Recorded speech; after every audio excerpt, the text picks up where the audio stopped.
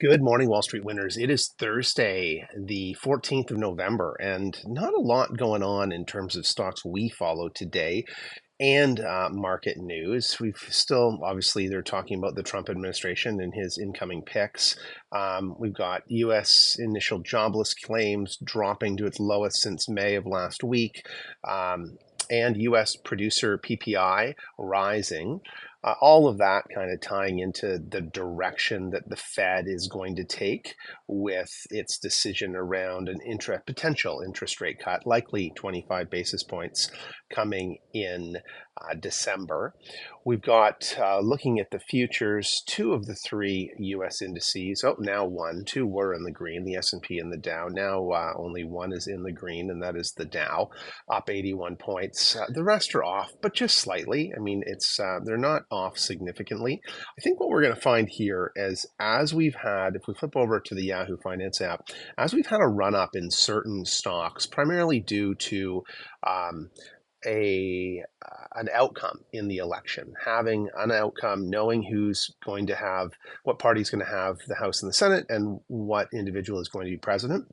Knowing that with a level of certainty and no one pushing back and asking for recounts has driven up a number of different stocks, but some of them got left behind. And I think what we're going to see is those stocks may today and tomorrow start to pull back a little bit, and others who hadn't had a bit of a run may get a bit of a run, or who have had a run and pulled back subsequently may get a new run. So that's kind of what I'm anticipating. Whether that materializes or not remains to be seen, but I'm going to be watching for that kind of momentum in some of the stocks that are a bit of a laggard. And one example of that would be Walmart. Walmart's been a bit of a laggard, very strong company, good financials, good earnings report last quarter, good future forecast.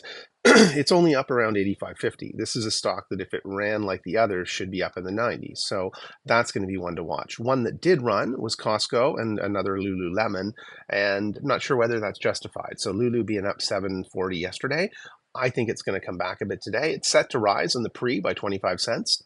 But that's not locked in by any means. We're about 30 minutes out. Then we've got Nike. Nike's been hit pretty hard. It's got the new incoming CEO. If we start to hear rumors of any changes being made or anything's being done there, we might see Nike get a pop. Home Depot got a nice lift yesterday off of its positive earnings and future forecast. So it was up yesterday. It's pulled back today. I think it's going to find a range in like the 406 to 408 space for the next little while. Humana took a run right at the end of the day, and I'm not 100% sure why that was. So I haven't had a chance to look into that, but most of those are pretty flat. Transport is pretty flat. And then we get into oil, and oil had a pretty good day yesterday, even though crude ended up being up in the morning and then it went down as the market opened. Crude is up again this morning, so up in the 69 range, potentially getting up to 70. I mean, that would be a big move, but it could get there today. And that's lifting a lot of the oil stocks. So most of the companies we follow in the oil sector are in the green going into the open this morning. And then we get into tech. And tech, we're seeing NVIDIA off. Now, NVIDIA announces next week, so we're seeing a bit of a pullback there. Micron pulled back significantly yesterday, super attractive, under $100. It looks like it's recovering a little bit of that move downwards yesterday with a $1.35 up in the pre-market. CrowdStrike's been on fire, so is CRM. Palantir was a $32 stock a couple months ago when it was announced to be included in the S&P 500, and it's like rocket ship doubled right now. I'm a little leery of Palantir. I think it's overpriced. If we take a look at the price earnings on that right now, I'm not saying it's not a good company, but 303 times price to future earnings, I think that's just a little out of whack with reality. I don't think it's going to be able to make that up that quickly.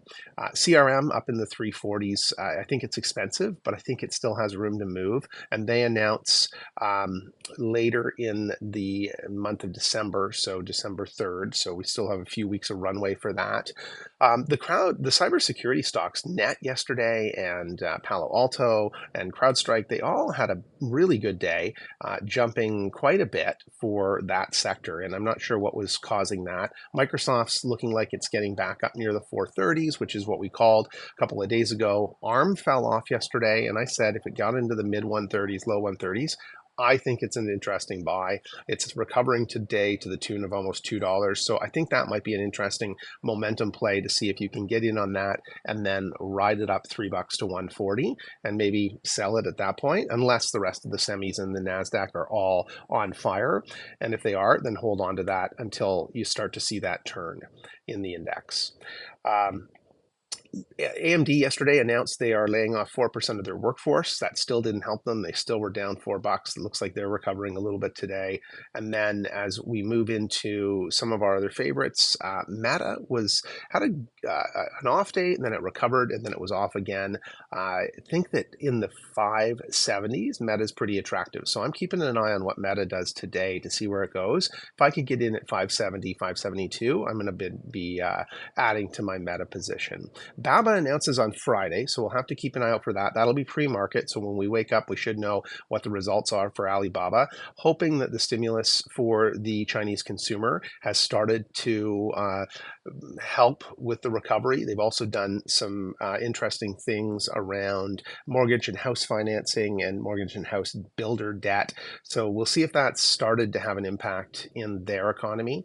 And then NVIDIA next week is reporting, and I think this is going to be a $160 stock at the end of next week. So I think you've got a lot of momentum going here, and it's going to be very positive. Google pulled back yesterday. I bought some Google. I also bought some TSM. It really fell off yesterday, down into the 186, 187 range. Looks like it's set to come back. Google, not so much right now, but I do believe Google will come back to 185 by end of day tomorrow, if not sometime early next week, certainly before the US Thanksgiving. So I'm thinking you've got a lot of upside for a couple percent, 2 to 3% gain on Google, and maybe TSM, if semis come back, certainly if NVIDIA has good numbers next week, I think TSM is going to rocket up to 210, 215, maybe even 220. So those are two things that I'm banking on from a trade perspective right now. And then we get into financials, and most of them were hit hard yesterday, except the big boys. The big boys all came out on top.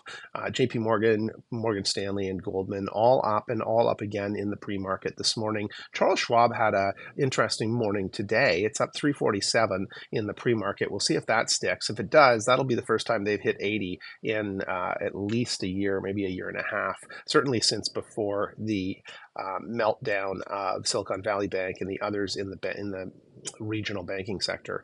So that's where we are today on the 14th. Good luck with your trades. And if you're liking these videos, please hit the like and subscribe button.